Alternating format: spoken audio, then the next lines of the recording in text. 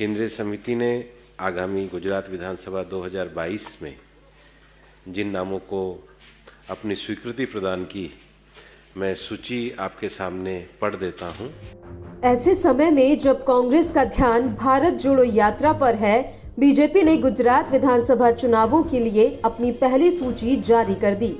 कई वरिष्ठ नेताओं को टिकट नहीं दिया गया है, युवा चेहरों को तरजीह दी गई है, तो कांग्रेस छोड़कर आने वालों को भी टिकट दिया गया है।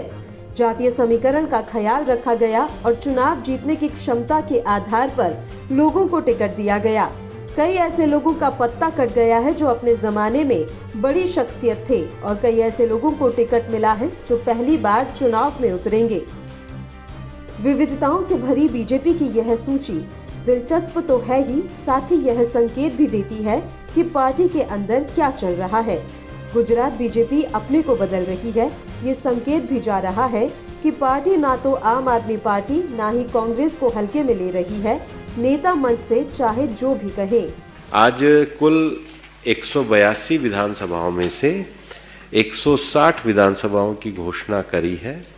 इन 160 विधानसभाओं में 13 शेड्यूल कास्ट, 24 शेड्यूल ट्राइब, 14 महिलाएं, सिटिंग 6 प्रोफेशनल योग्यता रखने वाले जैसे 4 डॉक्टर, 4 PhD और उसके अतिरिक्त विभिन्न प्रशासनिक सेवाएं रखने वाले एक पार्टी ने युवाओं को, महिलाओं को, अनुसूचित जाति, अनुसूचित जनजाति, समाज के आध्यात्मिक विषयों में सभी वर्गों के जुड़े हुए लोगों को इसमें पूरी तरीके से समायोजित किया गया है।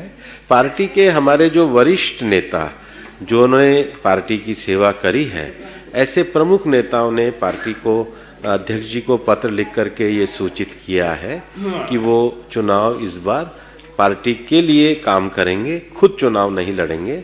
हमारे पूर्व मुख्यमंत्री श्री विजय भाई रूपाणी जी, पूर्व उप मुख्यमंत्री श्री नितिन भाई पटेल जी, पार्टी के वरिष्ठ नेता, गुजरात सरकार में लंबे समय तक मंत्री रहे श्री भूपेंद्र सिंह चूड़ासमा जी, श्री पार्टी के पूर्व अध्यक्ष और मंत्री भी श्री RC फल्दू जी, वरिष्ठ मंत्री श्री प्रदीप सिंह जडेजा जी, श्री सौरभ पटेल जी, श्री कौशिक पटेल जी, वो सब लोग संगठन और चुनाव की दृष्टि से साथ रहेंगे। उन्होंने खुद ने अपनी तरफ से कहा, पत्र लिख करके कहा कि वो स्वयं चुनाव न लड़कर पार्टी संगठन के लिए कार्य करेंगे।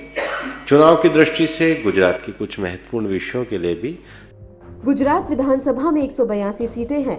बीजेपी ने 160 सीटों के लिए उम्मीदवारों की पहली सूची गुरुवार सुबह जारी कर दी। क्रिकेट खिलाड़ी रविंद्र जडेजा की पत्नी रिवाबा जडेजा को जामनगर नॉर्थ से मैदान में उतारा गया है। रिवाबा जडेजा वर्ष 2019 में बीजेपी में शामिल हुई थी। वे रिवाबा मैकेनिकल इंजीनियर हैं और कांग्रेस के दिग्गज नेता हरि सिंह सोलंकी की रिश्तेदार हैं। क्रिकेटर रविंद्र जडेजा से उनका विवाह वर्ष 2016 में हुआ था। गुजरात बीजेपी ने 38 नए चेहरों को मौका दिया है, जबकि 69 विधायकों को फिर से चुनावी मैदान में उतारा है। मोरबी से मौजूदा विधायक का टिकट इस बार काट दिया गया। पार्टी ने हादसे के वक्त लोगों की जान बचाने वाले पूर्व विधायक कांतिलाल भाई को प्रत्याशी बनाया है।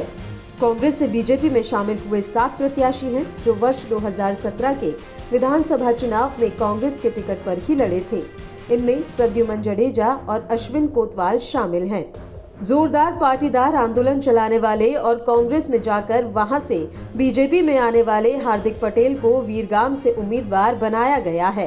हार्दिक पटेल 2017 में चुनाव नहीं लड़ पाए थे क्योंकि उस वक्त उनकी आयु 25 वर्ष से कम थी। गुजरात में पहले चरण के मतदान में 89 सीटों पर 1 दिसंबर और दूसरे चरण में 5 दिसंबर को 93 सीटों पर वोटिंग होगी। मतगणना यानी चुनाव परिणाम की घोषणा 8 दिसंबर को की जाएगी। बीजेपी के राष्ट्रीय अध्यक्ष जगत प्रकाश नड्डा की अध्यक्षता में बुधवार को हुई पार्टी चुनाव समिति की बैठक के बाद गुरुवार सुबह उम्मीदवारों की पहली सूची जारी की गई। बुधवार की बैठक में प्रधानमंत्री नरेंद्र मोदी, गृह मंत्री अमित शाह और रक्षा मंत्री राजनाथ सिंह भी शामिल थे।